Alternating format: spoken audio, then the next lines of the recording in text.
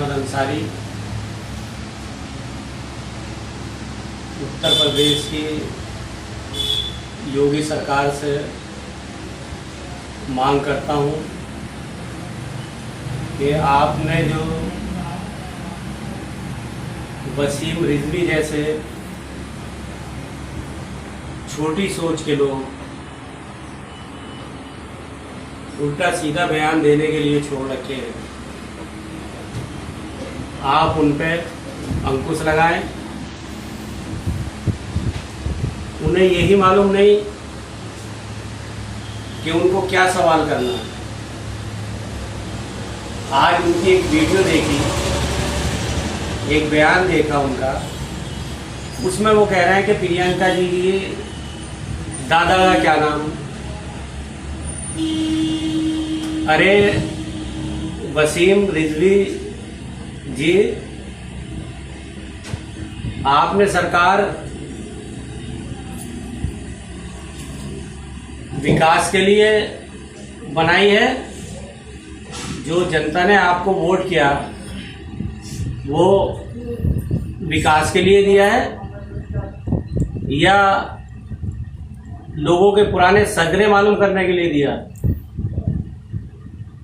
आपका काम सिर्फ विकास से ध्यान हटाने का है। जनता इस चीज को समझ चुकी है। और रही प्रियंका जी की बात, तो उस परिवार का तो इतना साफ सुथरा रिकॉर्ड है राजनीति में रहने के बाद भी कि शायद हिंदुस्तान के अंदर और किसी परिवार का ऐसा रिकॉर्ड नहीं है। लेकिन आपको तो इससे कोई मतलब नहीं। आपको तो वो मुद्दा चाहिए जिससे लोगों का ध्यान भटक जाए। अभी आपने हमारे जो शेरबाज पठान के नेतृत्व में जो पेट्रोल के डीजल के खिलाफ एक आवाज़ उठाई, तो आपने उनके भी 70 लोगों के खिलाफ मुकदमा लिख दिया। माननीय योगी जी, आप शायद ये भूल रहे हो कि आज जनता के अंदर पेट्रोल और डीजल को लेकर के बहुत बड़ा रोष है। आप ये समझ रहे हो कि आप उसको दबा लोगे पुलिस की एक धौंस दिला करके, या आप जनता पे जुल्म करके? और आपने जो 3 महीने का बिजली का बिल भेजा है, तो सेंट्रल सरकार ने एक ऑर्डर करा था कि 2 महीने का, या यूपी गवर्नमेंट ने, कि जो प्राइवेट किराए के मकान हैं, दुकान है, कि उनसे किराया ना लिया जाए। तो योगी जी और मोदी जी, आप एक प्राइवेट आदमी को तो ऑर्डर दे सकते हो, और आपकी तो सरकार है भाई। प्राइवेट आदमी का तो पैसा अपना होगा, आपका जो पैसा है ये अपना नहीं है, ये सरकार का पैसा है। आप इससे तो कोई किसी गरीब का भला कर नहीं सके, और ऊपर से आपने इतना तगड़ा बिल भेज दिया, जो अगर किसी का 1000 रुपये महीने का आता था तो 2000 रुपये महीने के हिसाब से आपने भेजा। लॉकडाउन के अंदर हमारी समझ में नहीं आ रहा कि ये बिजली कितनी फूक गई। और उस टाइम तो मौसम भी बहुत अच्छा था, बारिश हो रही थी, बिजली की जरूरत भी नहीं पड़ी। मेरा अपना बिल अगर 1000 का आता था या 2000 का, तो वो 6000 का आया। तो योगी जी या मोदी जी, आपने तो देश को लूटने का काम कर रखा है।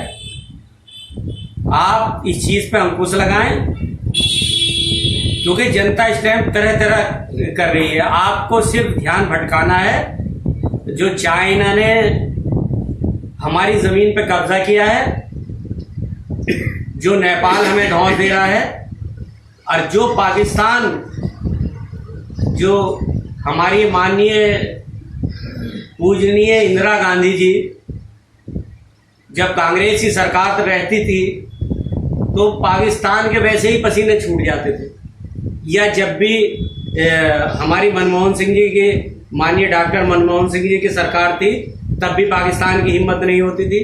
और आप उन मुल्कों को तो छोड़ दो, नेपाल जैसा मुल्क आज हमें आंखें दिखा रहा है, तो आप सरकार नहीं चला रहे हो, आप तो एक, हमें तो लगता है कि चाइना से भी आपका कौन सा गेम है। आपके जो कुछ ऐसे मीडिया के लोग हैं, गोदी मीडिया के, जो वास्तविकता दिखाने को तैयार नहीं है। वो कभी मुद्दा ले जाते हैं कि जवाहरलाल नेहरू के दौर में इतनी जमीन छीन गई थी, फला कांग्रेस के दौर में इतनी। अरे आपने तो ये वादा किया था कि हमारा सीना 56 इंच का है।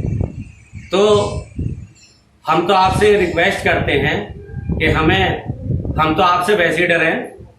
56 इंच का सीना अगर दिखाना है तो किसी चाइना वाले को दिखाओ, पाकिस्तान वाले को दिखाओ, नेपाल वाले को दिखाओ। अगर इन्हें आप 56 इंच का सीना दिखाओगे तो हम मानेंगे कि आपका 56 इंच का सीना। हम तो बीजेपी वालों से वैसे ही घबरा रहे हैं, क्योंकि अगर कोई आदमी बाहर को निकलता है अपनी आवाज उठाने के लिए तो आप उस पर मुकदमा ठोक देते हो। और आप ये भूले हो, कांग्रेसी आपकी गिद्दड़ भक्की से डरने वाले नहीं है।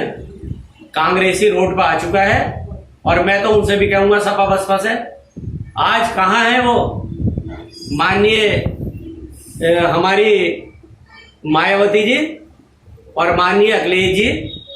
आज उत्तर प्रदेश के लोगों को देखना चाहिए कि जब प्रवासी भारतीय घर को लौट रहे थे तो तब भी कांग्रेसी सामने आई। हमारी बहन प्रियंका गांधी जी ने 1038 बसें बॉर्डर पे दी, जो कि योगी सरकार ने उनको भी स्वीकार नहीं किया। और जहां भी कोई जरूरत पड़ी, मानिए मैं बहुत छोटा सा कार्य करता हूं, अगर कहीं से फोन आ गया कि हमें इस चीज की जरूरत है तो हम वहां पहुंच गए, क्या ये लॉकडाउन था या कुछ भी।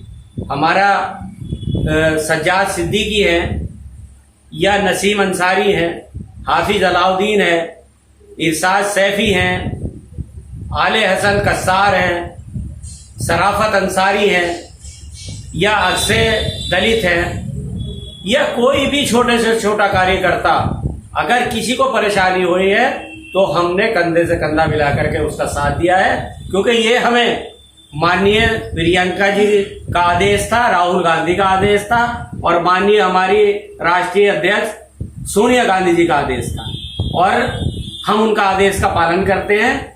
और हमें अब भी उन्हीं का आदेश है कि हम अपना जो भी मांग है उसको शांतिपूर्वक तरीके से उठाएं।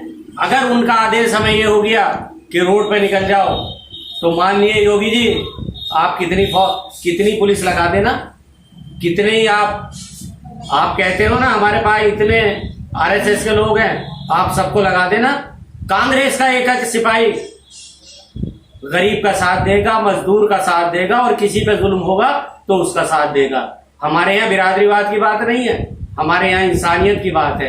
कांग्रेस हमेशा सबको साथ लेकर के चलती है।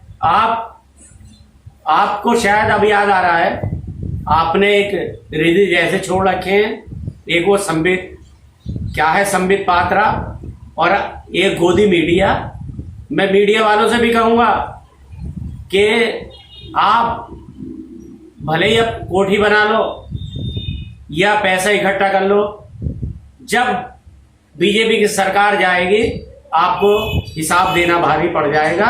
और मैं तो माननीय गृह मंत्री से भी आग्रह करूंगा और प्रधानमंत्री से भी कि आपने कहा था कि हम बहुत सच्चे लोग हैं और ईमानदार लोग हैं, तो अब आपने जितने घोटाले करे हैं, अभी उत्तर प्रदेश में शिक्षा भर्ती का घोटाला 69,000 का वो सामने आया, ऐसे जने कितने घोटाले हैं।